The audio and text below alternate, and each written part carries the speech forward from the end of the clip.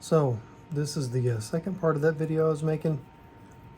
We did get my hemoglobin up a little bit, I think from 7.3 to 8.1. So the infusion helped with that. I feel a little bit better. My wife said that my color looks a little better. They're still going to keep me one more day. They're going to check levels of blood again and see where, my hemoglobin iron is. There's a whole lot of pressure, like an insane amount of pressure. I might have her film that.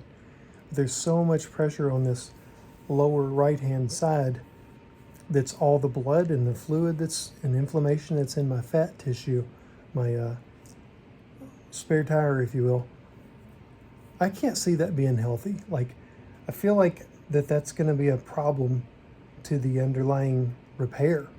Like, I'm going to ask my surgeon, how come this doesn't seem to be something that we want to prioritize and, swell that down before I go home? Because I don't want to accidentally put too much pressure on this repair that I just had done and cause some more damage. So I have a little bit more of clarifying questions for that. Go on in, it's okay. And we're going to stay one more day, but I really want to see if the strategy is just let my body absorb all that fluid and pressure, which is a lot. I'll have her film that in a second. I'll put it at the end of this. Or what?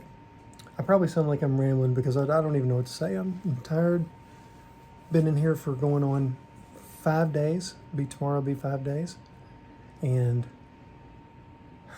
just trying to eat. Haven't gone to the bathroom yet. I did have the milk of magnesia this morning, but I don't even feel like I need to poop at this point. I don't know if an enema is in my near future, as I said before.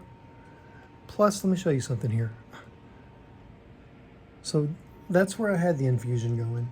And I'm not trying to call names or, I'm not going to say where I am or who it was. But the nurse that started my infusion put the blood pressure cuff right above it.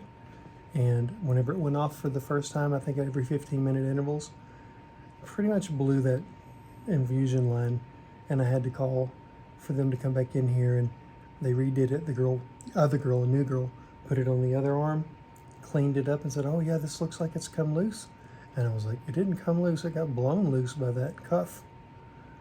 And she's like, oh, I'm so sorry. And I understand these things happen, but for me, it's just been one thing after another, and I'm really, really out of patience. So I'm gonna film a little bit to show you what's gathered there and wrap this video up for today.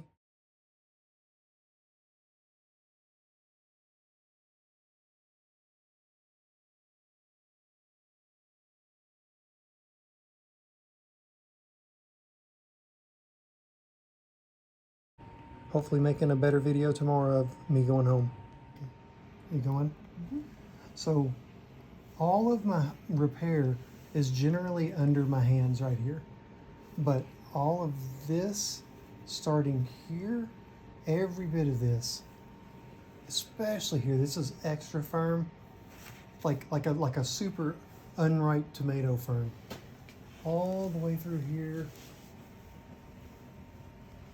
I mean, I don't know how much of you can see, but it's so firm. This firmness I'm not as worried about because that's not really affecting, I don't think, this repair. But the problem is that any of this pressure is putting strain on this, and I want all of this to be pressure-free and let it a chance to heal. In addition to all that, my surgeon said that all of that, you guys saw the darkness is going to go migrate downward because of gravity, and it's going to fill, he said, probably my butt, my legs, and probably my scrotum. And we can confirm, I've just had a shower. I already have grape nuts, basically as dark as dark purple. And I'm shocked to my wife a little bit, right, sweetie? I don't think it's funny. So, but I don't think that vasectomy scheduled this Friday is going to happen. Everything that I do that requires a sharp breath is painful and scary.